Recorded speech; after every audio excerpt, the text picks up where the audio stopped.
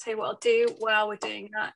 I'll queue up my Facebook so that I can see the comments.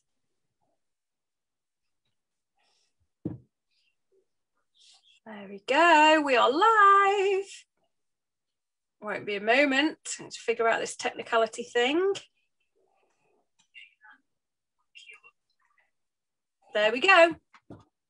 Alrighty, so Rebels and Rule Breakers, we are live with the absolutely phenomenal Jamie Denyer, aka the Grief Preacher, aka Speaking Beast, aka just great guy. Thank you. So we've already got people coming on live because they've been really looking forward to this. Hello Feathers, hello Sandra, hello Lise. Oh, this is good, it's exciting. So this is a really cool thing for me because I've been following you, Jamie, as you know, for quite a while.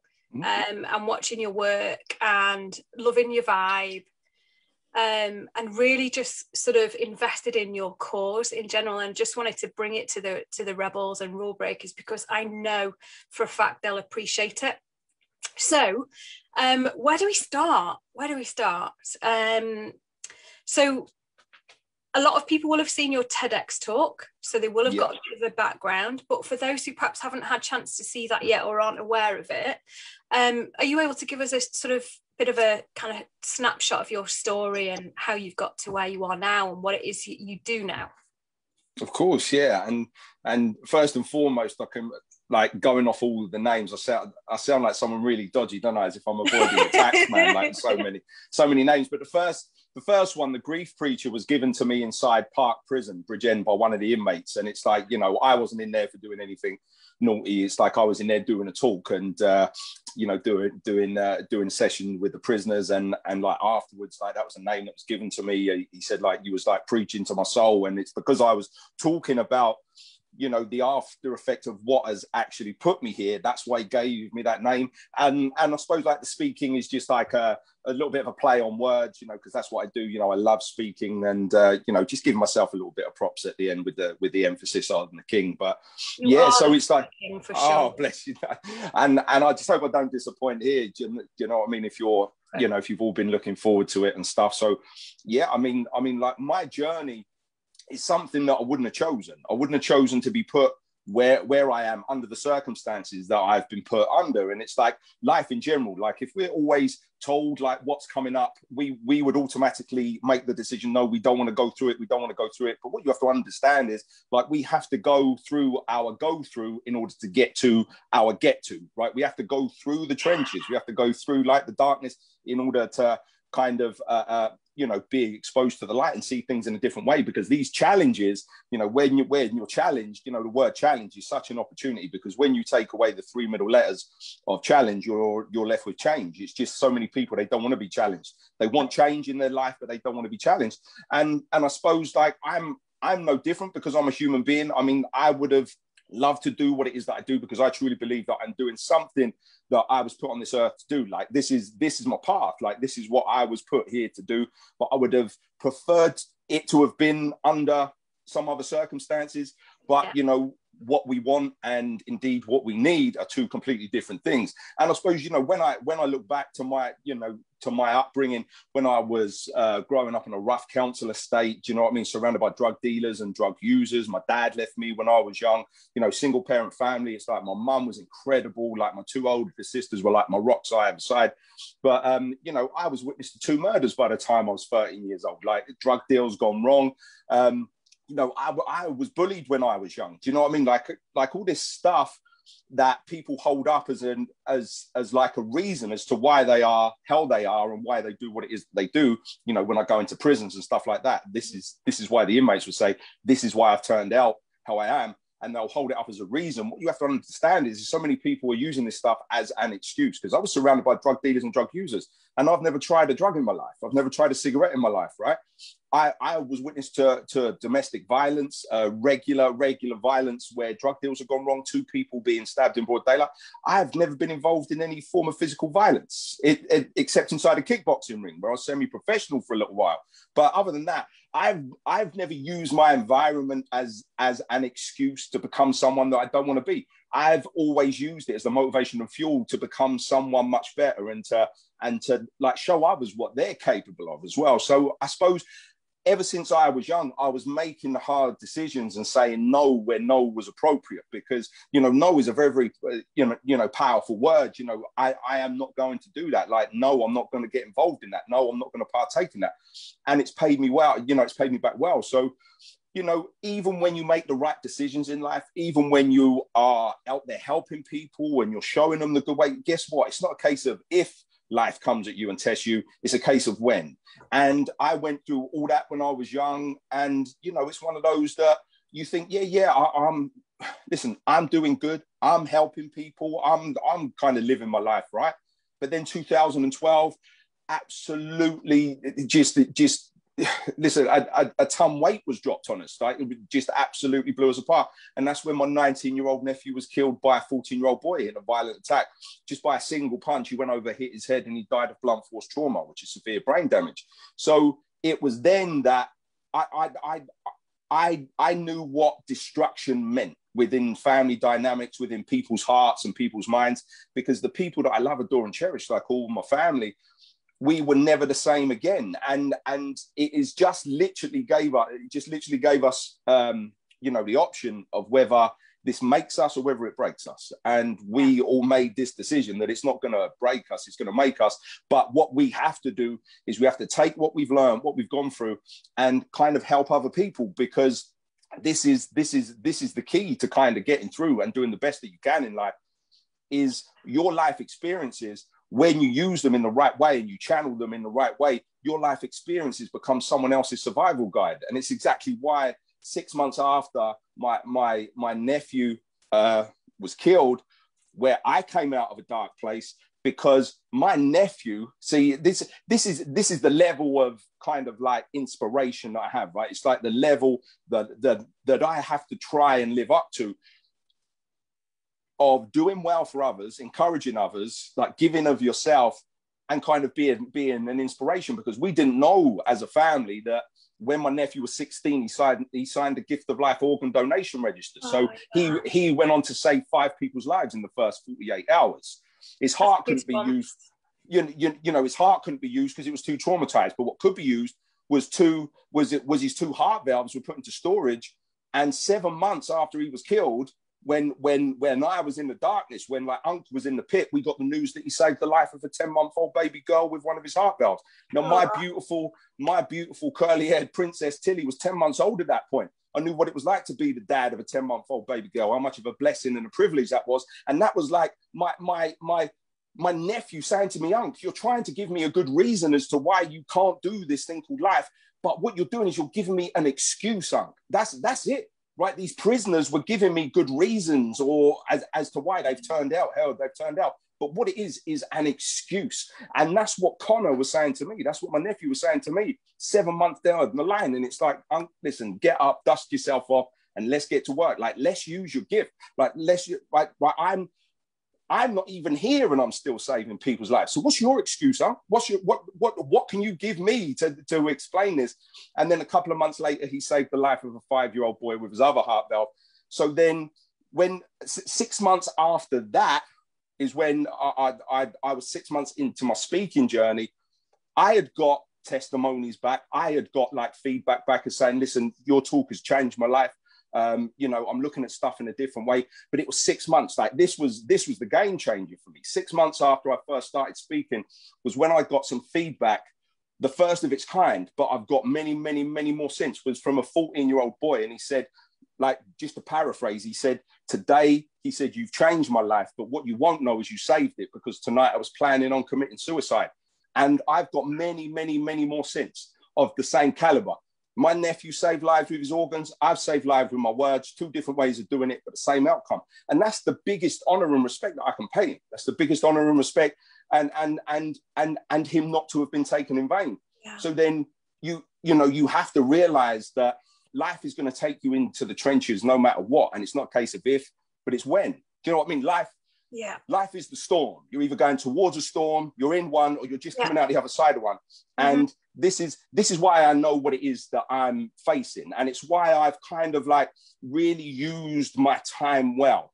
During lockdown, which it gave us our most precious resource, our most precious commodity, which is time. So many people held up the excuse that I can't do this, I can't do that, I haven't got time.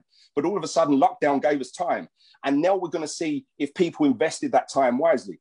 But, you know, on the other side of the coin, you know, right on the other end of the spectrum, I'm also dealing with the damage, because at the end of the day, like this has tested people beyond all limits, right? Beyond anything that they could ever have imagined, emotionally, psychologically, mentally, physically.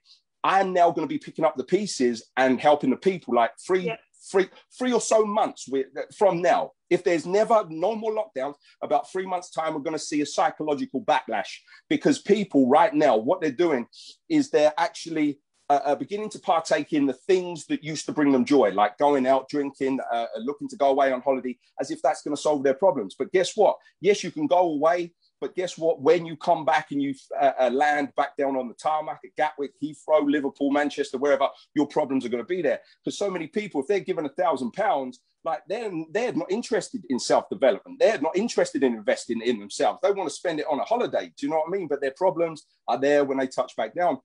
But yeah, like I say, the people that I'm going to be dealing with, if you haven't invested right, there are people that have had that choice, whether I invest correctly or whether I use this time wisely or not. But unfortunately, on the other side of the coin, there are the ones that haven't had that choice. They haven't got that luxury, right? Yeah. There are going to be the victims who have been locked in with their abusers for the past year. And what this has done is the abusers themselves, who are monstrous, the lockdown has made them even more monstrous. Do you know what I mean? It has made monsters even more monstrous. So the damage, the torture, the abuse has been on an even more severe scale. So in the next 3 months, because people are going to be like out drinking and looking to go away and seeing family, that's the feel-good factor. That's the honeymoon period right there. So in about 3 months' time, you're going to see a psychological backlash. But I'm speaking from a place of experience, because it was last year that life again, tested me to my limits, tested me and my family to my limits, where we all of a sudden got the news that the youngest of my 2 older sisters took her own life during the first big lockdown. And she leaves behind 4 children, 3 grandchildren, and a devastated family. But we went back into the emotional trenches again. But it's something, right, Adam? I don't want this to sound morbid or anything, but it was like at that point when I didn't have a choice again of whether this makes you or whether this breaks you, and I'm seeing the people around me broken. I'm kind of comforting my mum from afar. I'm seeing my sister, like my other sister, break down. I'm comforting my nephews and my niece who are the children of my sister. I didn't have a choice. The only choice was make or break. It was at that moment that I was thankful for Connor, because Connor, again, I didn't have any power over what happened. It's exactly like what Marcus Aurelius says. Like you have power over your mind, but not outside events. When you realize this, that's when you will find strength. And the outside events I could do nothing about. My nephew being killed, my sister taking her own life. But I have a choice on how I think about it, how I react to it, and most importantly, what I do with it, how I channel it. So it was at that point when I got the news from my heartbroken mum, just on the end of the phone in absolute pieces, telling me about my sister, that of course it broke my heart into a million pieces. And I grieved for a little while. I got it out of my system. But then it's like, Jane, listen, you have got to take this gift that you have, but also the gift of life, that my sister and my nephew haven't got that choice anymore, and do the best you can with it. And that allowed me, because I'd been through it, because I'd been through that trench and I'd been through that training and I'd been through that boot camp, it allowed me 3 days after my sister took her own life to take the phone call from a 22-year-old young single mum whose partner had died suddenly. She couldn't take it. She'd got a 5-year-old little girl and she was thinking about doing the same thing, but yet I could talk her down on the phone. She literally phoned me out of desperation. Now, if I hadn't have been through all that, I wouldn't have been in the position emotionally, mentally, psychologically, to have taken that call, to have done what it is that I've done. But that's me paying the ultimate respect, because I've got no choice about this thing called life and what it brings me and what it gives to me. No matter what I put out there, people are under this illusion that if I just think good thoughts, the universe is going to give me this. If I do good, the universe is going to give me that. No. Listen, life will come and take. You've got to take that action. You've absolutely yeah. Listen. The life will come and take everything that it can from you if you let it, and sometimes you have to fight back, and that's what I did. So I've taken my nephew, I've taken my sister now, and I've channeled it in the right way. And I've already done it like before my sister took her own life, spreading my my nephew's message, but also, you know, taking the life skills, the life lessons from it, and applying it elsewhere to help people who have thought about taking their own life, because you don't need to have a young family member killed in order to need motivation or have that as like the fuel to keep you going. You don't need that, but yet you can still apply that. You might not have had a young family member killed, but for me, doing the best I can, even though I've gone through that heartbreak and pain. Everybody goes through heartbreak and pain, but in different ways and in different severities. Of course they do. But it's just showing you that you can still come back from adversity and turn it into a victory. You can turn your pain into power, but most of all, you can turn your mess into a message for other people. So that's what I'm doing. And that's why I speak with so much passion and so much authority, is because my nephew and my sister, they haven't got a voice anymore. Like, I'm not just speaking for me, I'm speaking for 3 people. And I don't want people to just hear me. I want people to feel me as well. And that's how I've got on the road to where I am now, and that's why I'm doing what it is that I'm doing. Wow. I had to really, really stop myself getting emotional through that, Jamie, to be honest. I had no idea about your sister, and I'm sending you so much love. I really am. Thank you very much. Thank you very much. And like a lot of people, unless they would have seen my posts directly, then you know, there's no reason to know. But I was still up there doing videos. I was still like helping people. So I've got to lead by example. I have to practice indeed what I preach. That, listen, you can't let these things keep you down, because at the end of the day, you've got no power over whether they come or not. You have every power about how you react to it. So why not go through the pain, keep on going through the pain, and get a reward at the end of the pain, and not be stuck in the pain? Let's start embracing it and turning the pain into power, because pain is a very, very, very powerful motivation and fuel if you channel it correctly. Yeah, that's so true. And I think, you know, it's using all these kind of pain in itself, anger, and all of those things can be really forward moving emotions that can get us to a much more useful space, I guess.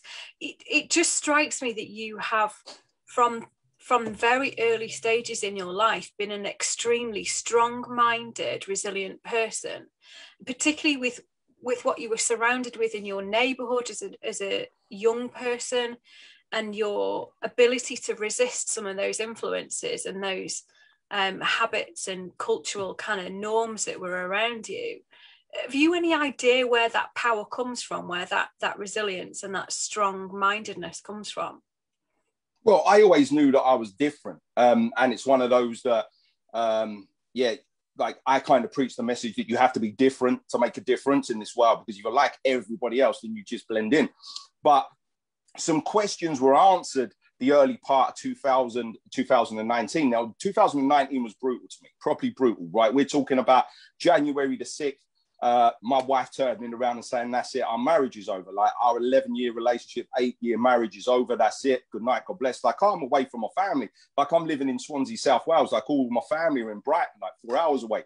So I didn't have that around me, but I've still got to be an unbelievable, like an unbelievably good dad to my 2 beautiful princesses. Do you know what I mean? And, you know, so you go through divorce. Like, I went through death. Do you know what I mean? Like my uncle passing away, a very good friend of mine who was a teacher, who slipped down her stairs and hit her head on like the first day of the 6-week summer holiday. Like she died of blunt force trauma. So it evokes those emotions that someone else important to me is taking it in the same way. Then I've got to sell up and I've got to move house. So like divorce, death, moved in house 2019, got involved in a very physically, emotional and mentally abusive relationship, very, very narcissistic. But I saw the red flags after a little while, and I got out. And you know what? It was amazing. It was probably amazing because I'd never been through that before, but I needed to go through it. I needed to learn these red flags. I needed to experience that because narcissism is such on like a severe rise. I need to have sympathy, but above all, empathy for like my partner, because there would have been a very, very high probability that they most probably went through a similar relationship. So I don't just want sympathy for people, like I want empathy. And sympathy is powerful. That's life changing. But empathy, that there is life saving. To be able to say to someone, listen, I know what you're going through is hard. I know what you're going through is a test and a trial. I can't walk this path for you, but guess what? I'm going to walk it with you because I've been through it. I've been through it myself.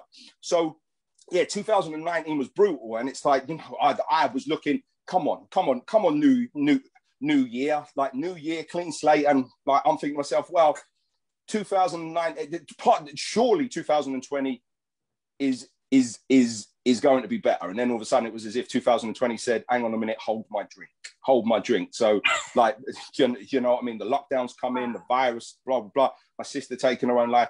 But do you know what? At the end of the rainbow, do you know what I mean? At the end of it all, I've met someone where everything has come into place of where I needed to be, the person that I needed to be the best version that I could be for this person who is just as damn near perfect as I can imagine. Right. So when I look through, right, when I look back, it was soon after my wife told me that it's all over, that I started to question myself about certain things. There was quite a lot of stuff laid at my door, and I'm like, I'm not that person. I'm not that person.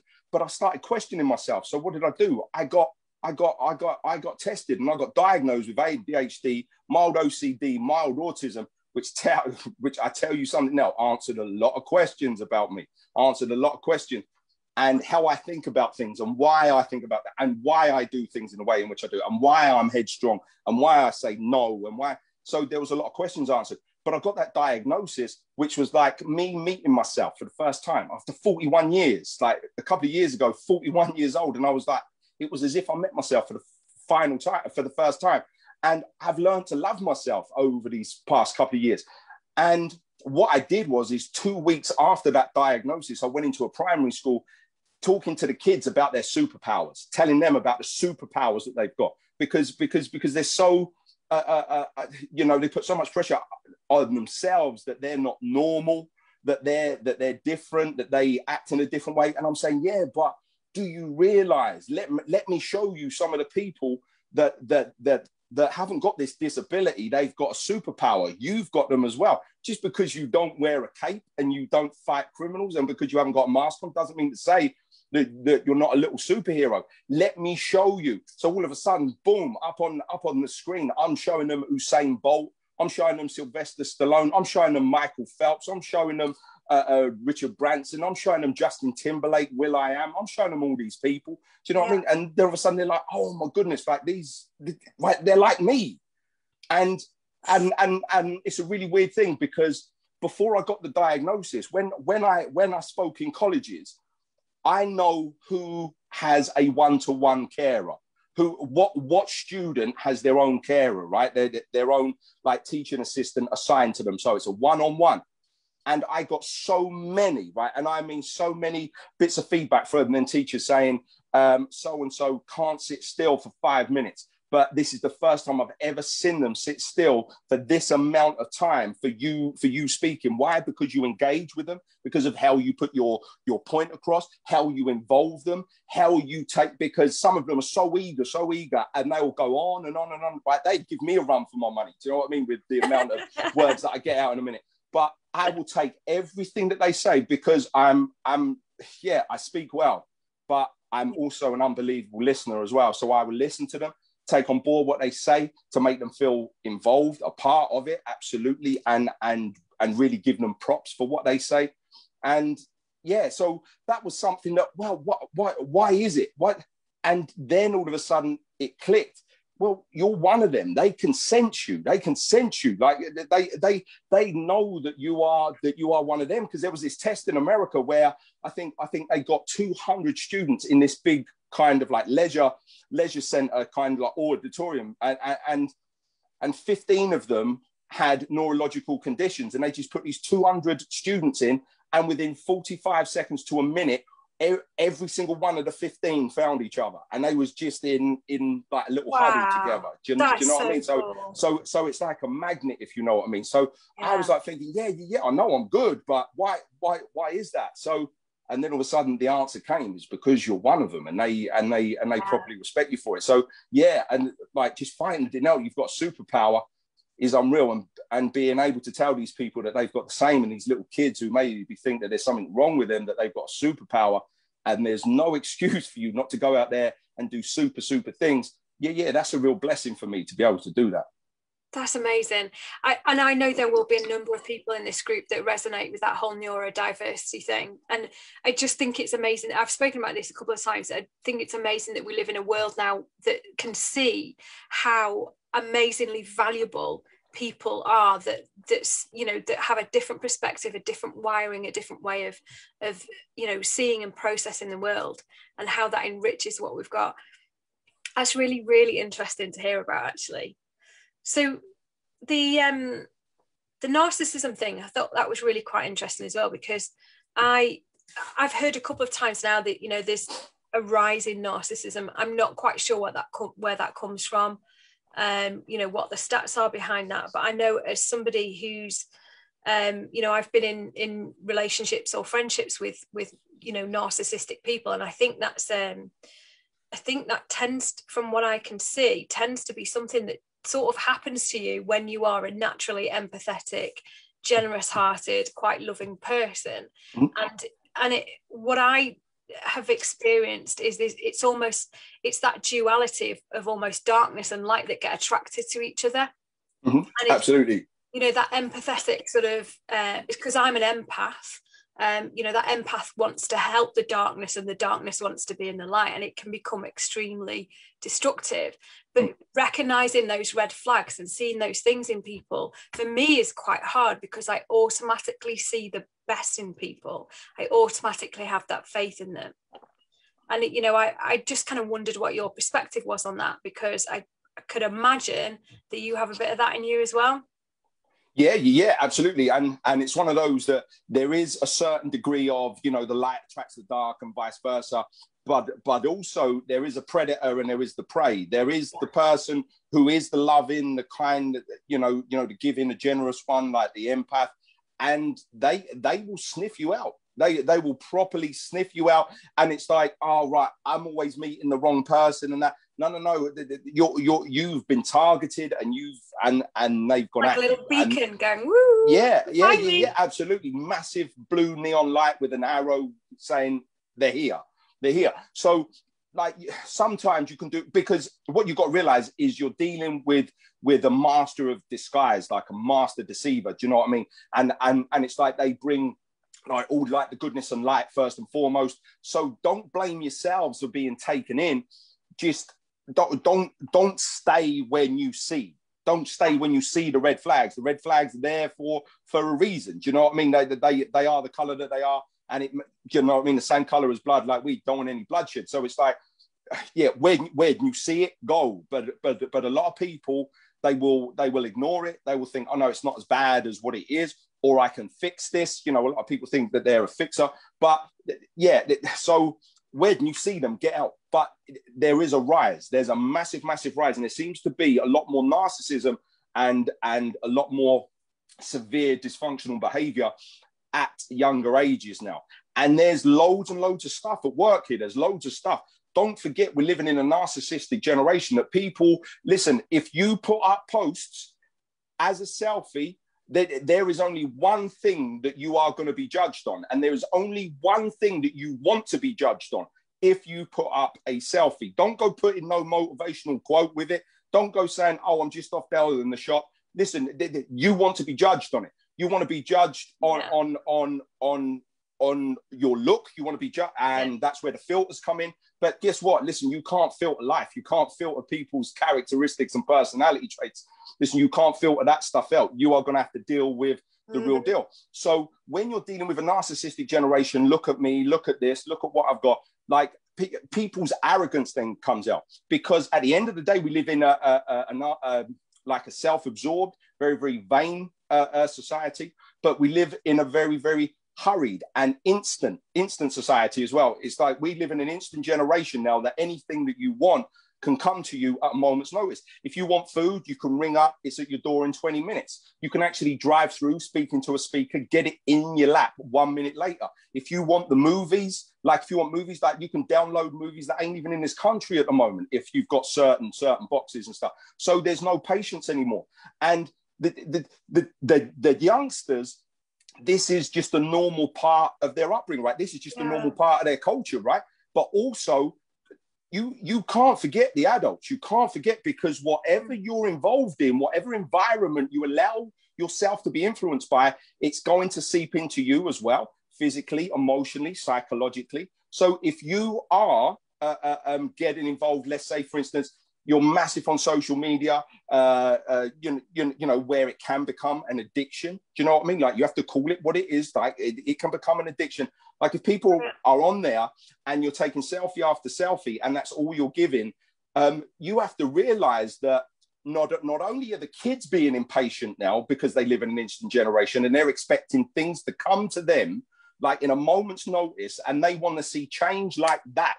That's why kind of like the millennials are giving up after 6 months, saying, oh, I don't want to be in this job anymore because I'm not having an impact. And it's like, well, what is that? So many people want to be Usain Bolt, run for 10 seconds and get the gold medal. That's not life. Listen, life is Mo Farah, 10,000 meters that you've got to go to get the same gold medal. But people just want to run for 10 seconds and get it instantly. So when people want stuff instantly, patience goes out the window. And we're not just talking about the youngsters.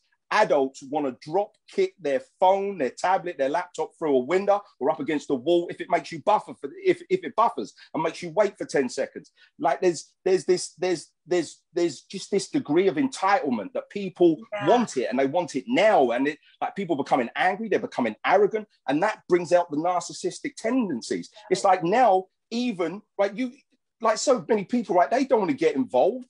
Or they're not prepared to be Mo Farah in a loving, deeper, meaningful relationship. Why? Because I will judge you on your looks and just swipe left or swipe right. And if you don't keep me stimulated and engaged, because this is life now, you need to be constantly stimulated, constantly engaged. People can't just sit in the quiet anymore and just relax and chill and just be happy with themselves. They need to be stimulated, engaged, and entertained left, right, and center. And if their partner isn't doing that, guess what? Because we live in a throwaway culture now as well, we will and have no value. We will throw that away and just go to the next one. Why? We will just swipe left or swipe right on people, left, right, and center. And why? Because then that then brings out the narcissistic tendencies that it's all right, and arrogance and nastiness, that I can just have what I want when I want, and it's so easily got. So that's what I'm saying, is it's like so many people want to be Usain Bolt, get it quickly, get it instantly.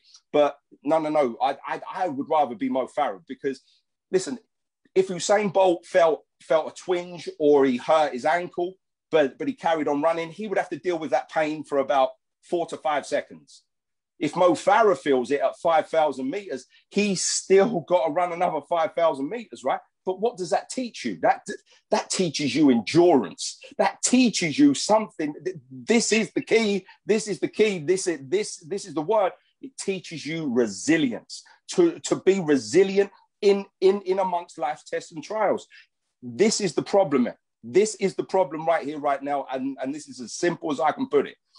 I would not want to be a teenager in today's day and age for love nor money, because of the pressure in which they're under, right? The pressure in which they're under for keeping up like appearances, body image, like body dysmorphia. Snapchat dysmorphia is a real thing. So many people, but we're talking about adults now, wanting to go to plastic surgeons to look like their Snapchat filter. So it's a real thing. So this pressure, I mean, I was bullied when I was young, but guess what? As soon as I went outside the school gates, I knew that it was game over. I had the evening off. Now it's 24/7. So it's relentless. It's never ending, right?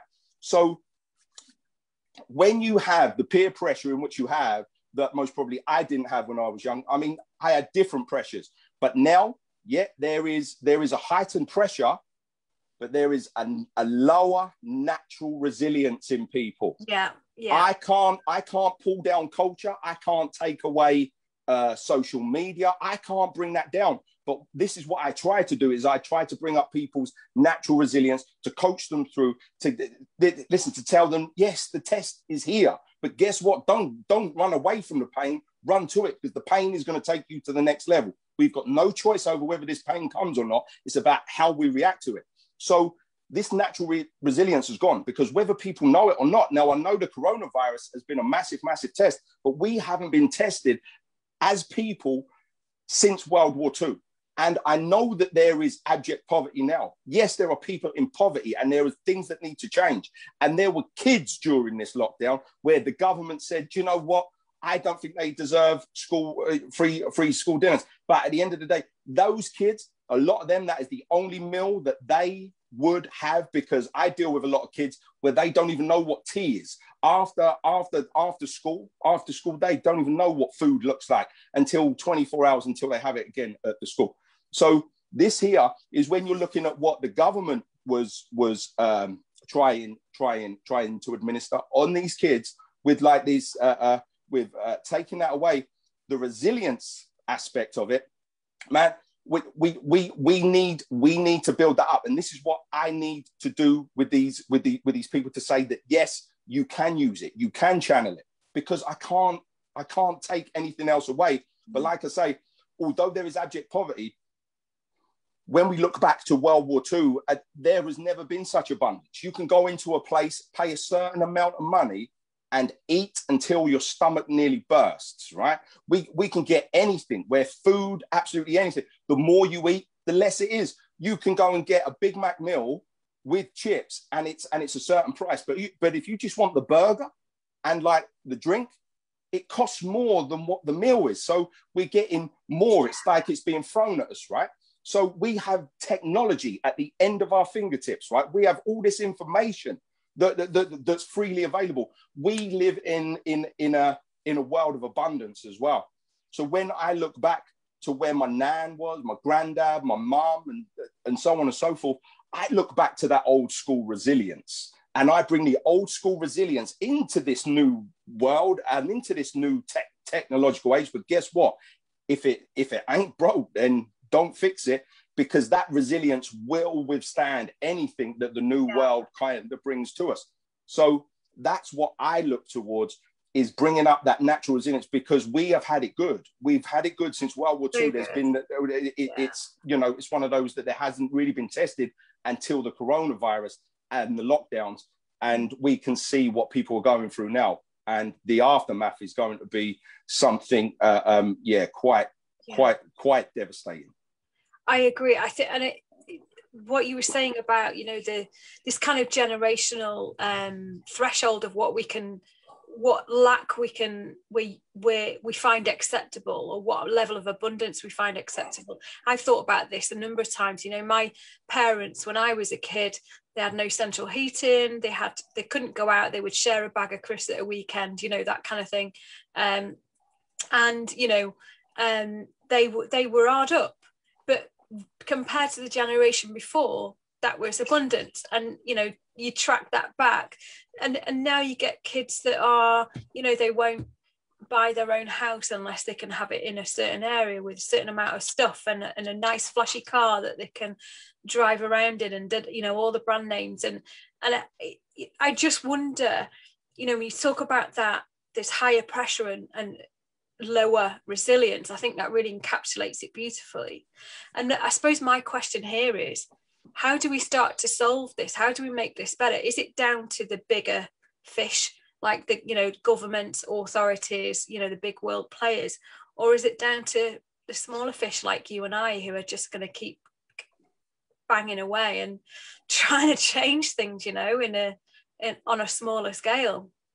It always has been and always will be down to the smaller fish. Always, because it's the smaller fish that kind of keeps, you know, that lays the foundation, that keeps this whole kind of society going. I mean, during the lockdown, we saw who was important in the world and who wasn't. Actors, sports stars, music stars, they weren't important. There was one important footballer during the whole lockdown, Marcus Rashford, who called the government out to give these kids free school meals. Do you know what I mean? And he turned it around because of the pressure. But it's always down to the small fish, always down to keep leading by example, going in, you know, like me, face to face, bringing the truth, bringing my life experiences, which gives that automatic empathy and not just sympathy. It gives it that kind of authentic connection, which is the game changer. It's always down to us to lead by example. It's always down to us to show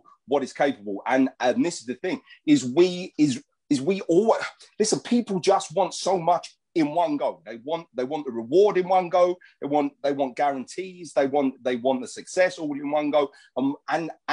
And again, I know I've said about Usain Bolt and Mo Farah, but also it is the little things that mean the most. Because when I go back and I look at the build up to when my nephew was killed, if one tiny little thing was done differently in the run up, the build up to when he was punched from behind and he smashed his head against the curb, he would still be alive if one tiny little thing was done differently. So don't tell me that the small stuff doesn't matter. Go and ask a bricklayer, has he ever built a wall in one massive slab of concrete? No, he hasn't. He's done it brick by brick by brick, right? So it's the small things. It's always the small things that mean the most. The small things are the most valuable, right? And I love to use this analogy, right? Let's say, for instance, there was a jewelry store, right? No one in it, but it's fully loaded with all the jewels in it. There is a crane with a wrecking ball right beside it. It smashes it to the ground, and that's all you're left with is this massive pile of rubble, debris. My question would be to people: would you go searching through all that debris and all that destruction to go and find the diamonds? Yes, you would. Yes, you would. Why? £50,000 a piece, £100,000 a piece. Of course you would. That'll be hard to find because they're so small in size. They're small in size, but they're so valuable. They're so valuable. The small stuff means the small stuff means the most. And what are those diamonds? What is it that the diamonds represent?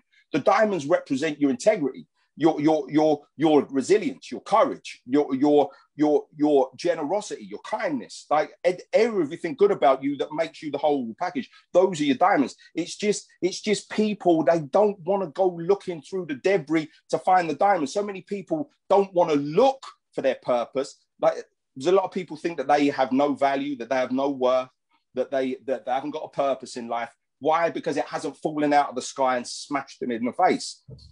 You have to go looking through the debris in order to get to the diamonds. So the tiny little things mean the most. They really do. And sometimes it's just those little clues in life that you get that lead you down the right path to find those diamonds. And it's taken me over 4 decades to figure out what the diamonds are that I'm meant to be picking out of the rubble.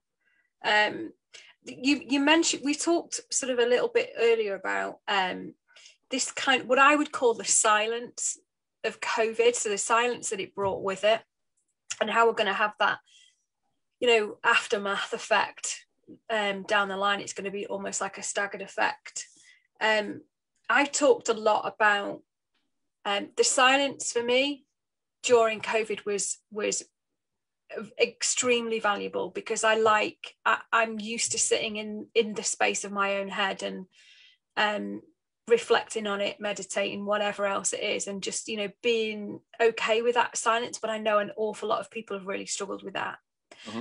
And I think that particularly for younger people, with what you're saying, around social media and all that pressure and the instant gratification generation and all of those things, how do we help people to be able to sit in that silence more comfortably? Because I personally think that's an incredibly important part of all this resilience, this self-mastery, this evolution that we're talking about. It's simple. It's very, very, very simple. And that is, you have to go through the debris to look through to look for the diamond by actually going and doing it, putting yourself in that situation. There's not going to be a switch that's flipped. There's not going to be a magic wand wave. You have to go and do it. The only way you will find out how you can do something or get better at it is by actually going to do it. Do you know what? Right, when I look back at all the times where I've gone through my toughest times, my toughest tests and my challenges, I've been away from family. I've been on my own, 2 divorces, one in Essex and one in Swansea. Now all my family's in Brighton.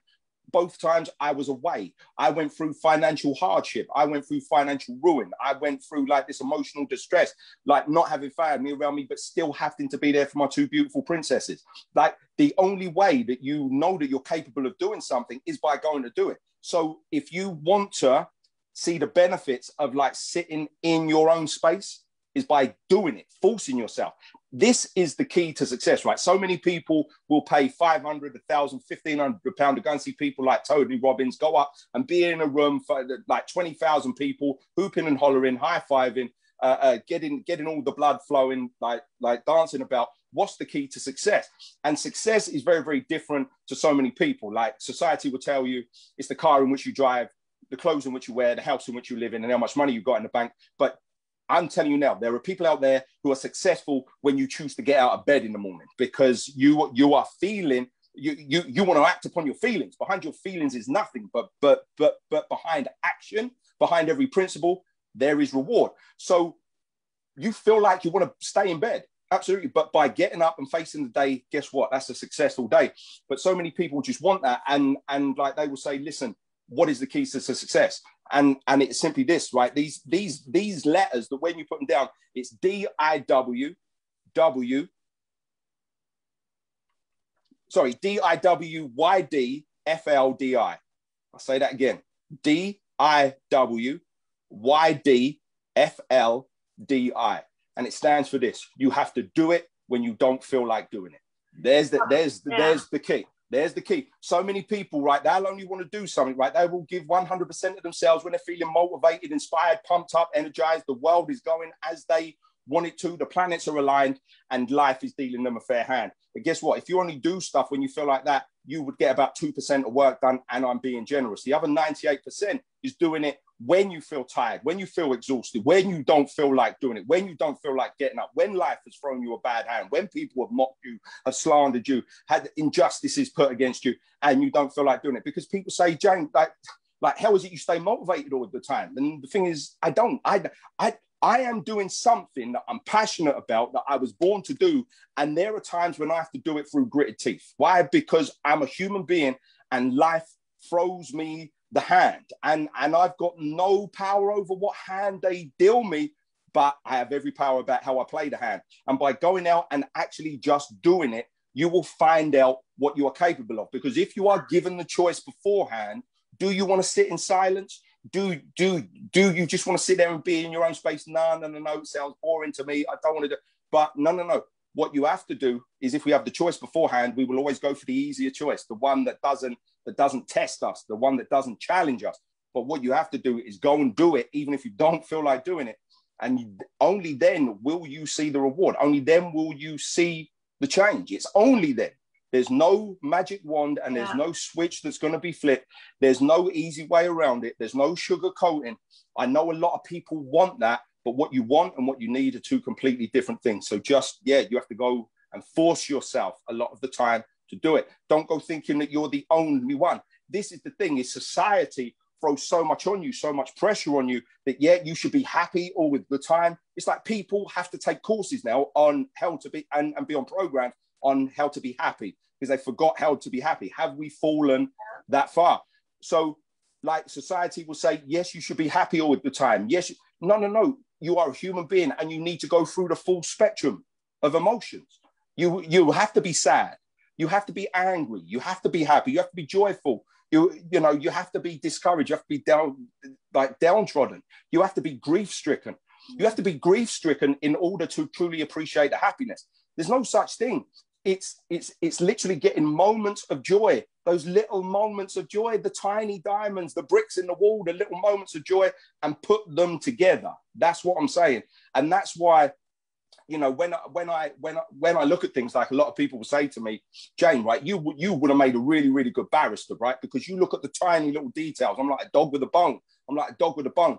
It's like just in like the whole kind of like, just to kind of sum it up, everything that went on with the coronavirus and death statistics and stuff, and the justification that was given in order for the lockdowns to be administered. It wasn't too long ago that a reporter was stood outside 10 Downing Street and said, yeah, this is a major embarrassment for the government. Why? Because, yeah, they kind of lied about the statistics. Oh, right, okay, well, that's the red flag to me. That they're massive red flag, because you gave those numbers when people were telling you that they weren't what they seemed, and you use that as the justification to do what it is that you've done. Now, that doesn't sit well with me. A lot of people are just happily putting poison into their body, accept it. Mm-hmm. Why? Oh, just so I can go down the pub and I can go on holiday again. But they forget about the red flag. So that's what I'm saying. It is the small things that, if you was a barrister in like a murder case, it's the small bits of evidence that when you put it together, it brings the verdict. It's exactly the same with us as people. Small changes every day leads into a massive, massive change at the end of our journey. Like it's small tweaks, it's small bits of effort, small changes that leads to a massive, massive big change at the end. Yeah. And that, you know, I got, when you were talking about that, particularly that do it when you don't feel like doing it, it's that mental toughness, isn't it? And that doesn't come from nowhere. You have to learn that. That's a muscle that you have to train and keep training and keep it healthy and keep it well. It's an ongoing thing. Yeah, because the mind is a muscle again. Do you know what I mean? Yeah. It's like it's exactly the same as people saying, well, I am expecting to go in the gym and bench press 200 kilograms. No, what you've got to do is you've got to work up. You've got to do, you know, you've got to start at 70 and then go up to 90 and then hit the hundreds and then the 120. And it's a process. People don't like going through the process. They just want the prize at the end. But you learn more about yourself in the process than what you do actually reaching the destination. And that's the thing, is people want it easy. They want it instantly. They want it now, instant gratification, instant satisfaction, instant. And it's because of what they see as well, and what they're influenced by, that they think that they have no worth, no value. This is where I want to be. This is what I want to be doing. And they see people doing what it is that they want to do, right? And they see the end product of where someone is, but they have no idea what's gone into actually getting there. It's like now we've got video phones. Everybody's a motivational speaker, right? So people are saying to me, Jane, how is it I get gigs? How is it I get speaking engagements? How is it I get into here? Like, you're going into schools, colleges, universities, youth offender institutes, prisons, corporate. You're going into the gypsy traveler community. Like, how is it that I do that, right? I said, listen, first and foremost, like you've got to understand that people aren't just throwing all this stuff at me. Like, if I was waiting for like some government funded check, some sponsorship, that like a guy to like knock on the door and say, here, Jane, here's money to go out and do your talks, like, I'd still be waiting now. I had to beg schools, I had to beg universities, I had to beg colleges, like for me to come in and do it for free. Like, I would have a gig up in Middlesbrough one day and then down in South London the next. Are you prepared to go and do that gig? Like, give everything you've got, like bring the fire, bring the heat, bring the passion. Then all of a sudden drive for a couple of hours, sleep in a service station for an hour, then drive for another, drive through the night, sleeping, having little naps in service stations to get there in good time to give the same amount of energy again. Are you prepared to do that? Because people just think it's all glitz and glamour, and they see people where they are. But honestly, you're focusing on the glitz and the glamour, but you are forgetting about the grit and the grind. Like, well, what also it takes forgetting to about get the there. value that you're meant to, you know, it's that, again, it's that, you know, it's the gratification, the money, the reward first, whereas it should be, what value can I give to the world? What difference can I make? What purpose have I got here? What's my mission? Then just trust that you'll be supported in doing that, and all the, you know, all the things that will help you do it will come with that. Absolutely, because like speaking from my own kind of demographic, like my own kind of area of expertise, like again, it's like some people will literally go and do talks when there's only a certain amount of people there, certain amount of people, because they vibe off it. Listen, I will bring it. It doesn't matter whether I'm getting paid X amount to go and speak in the corporate world or whether I'm speaking to 6 young carers in a youth centre basement for nothing. I will give them the same amount of heat, fire, passion. Why? Because it's a reflection of who I am. Yeah. Like that, there's my integrity. And that's what separates the good from the great and the great from the greatest, is the people that are prepared to do it when no one else is around. Do you know what? That I've spoken to one person before, but I will say that 2 people either side of him were armed guards as well. Like when I was speaking to a particular inmate, let's say, and there was a reason why he couldn't be around other inmates, but I still brought the heat. I still brought the passion. I still brought the fire.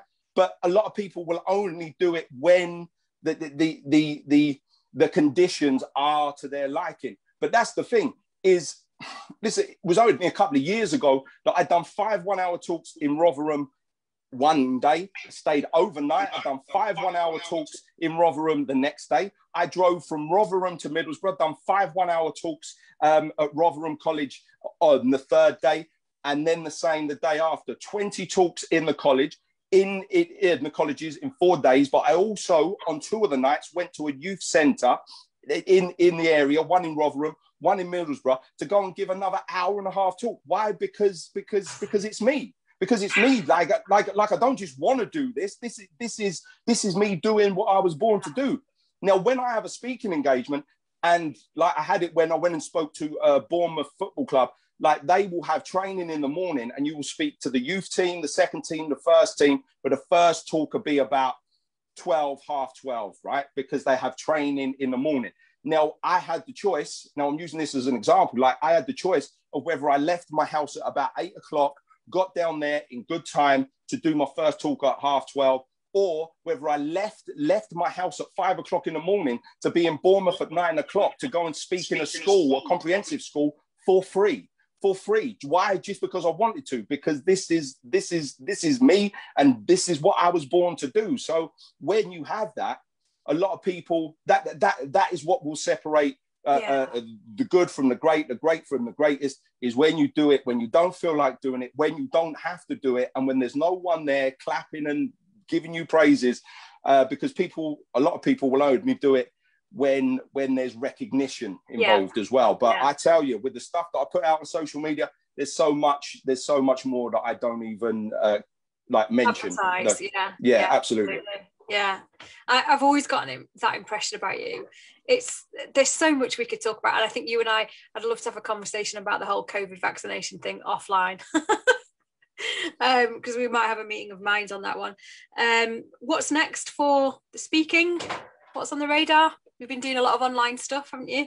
Yeah, absolutely. Do you know what I mean? It's been amazing. It's been good, but it's not me. It's not me. You know, I'm more of a people person. You know, to be there in person.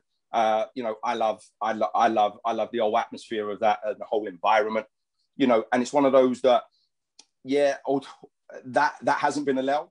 Although I have been in during the lockdown, it was a couple of months ago now, but under like stringent conditions where certain students would come in time slots where I'd speak to like a small group of pupils during the day. And again, it was like 4 1-hour talks in 4 1-hour sessions in a day, but it was for a specific reason. And I would speak to the year 7 and 8 in the first session, year 9 in the second, year 10 and 11, and then the 12 and the 13, because they were like a higher learning school as well. You know, they had like the college aspect. So I would speak to these kids during like these age students during the day, but every single one of them had attempted suicide. So like when you're talking year 7, that's an 11-year-old. That's 11-year-olds that are having these thoughts that are having these. We live in now, you know. Absolutely, and it got me in. It got me in to be able to do what it was that I was born to do, which I was very, very blessed to be able to do that. You know, to help these students, and that's what's coming up here in the pipeline. You know, I know that so many colleges and schools, you know, they can't nail down a date. That's what they're saying to me is this, and where the new school year starts. in September, you know, then you'll be coming in person, you know, God willing. Do you know what I mean? Like with everything considered, if it all goes well, do you know what I mean? We don't know what's around the corner. Yeah. That's all I'm going to do is improvise, adapt, overcome and conquer whatever comes, and just keep doing what it is that I'm doing in the way in which I'm doing it, or the way I have to do it, the way I'm forced to do it, in order to keep helping the people that need help. Because like I say, it's the biggest respect that I can pay my nephew and indeed my sister. Amazing. Well, how can people get hold of you if they you know, they feel like they need a bit of speaking in their lives, or you know, they've got organizations or places that could really use what you do? What's the best way they can get hold of you? Well, on here on Facebook, it's Jane Denya, so you can send me a request. On Instagram, which is where I like to do a lot of stuff, it's at Grief Preacher, all one word, at Grief Preacher. Brilliant. Wow, that was an hour that went by so quickly, and I'm so grateful for this.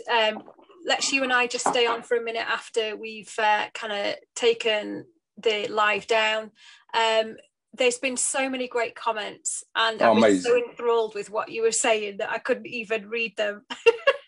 Amazing. Would it be possible for you to kind of get a copy of those comments if you screenshot them or something and send them over, please, Em? But this is something that I would like to promise people, because I know that, listen, promises are made and promises are broken, and every single one of us has had broken promises kind of made to us, you know, over the years, and it's made us sad, discouraged, despondent, you know, angry. But, you know, I just want to make a promise that if anyone reaches out to me and they want help, they want support, listen, I will always be there for you. It may not be immediate, it will be as immediate as I can, but I'm telling you now that I will literally be there for you 100%, and I'll help in any and every way that I can. That's absolutely amazing. Guys, if you've got any questions or further comments, you're watching on replay, please let us know. Put the stuff in the group, and we'll make sure we get it to Jane.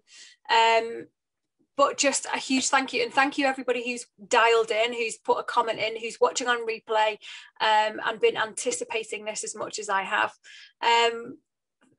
Huge thank you to everyone, and to you, Jamie, and we'll see you all soon. It's been an honour and a privilege. Blessings. Thank you very much. Right, there we go.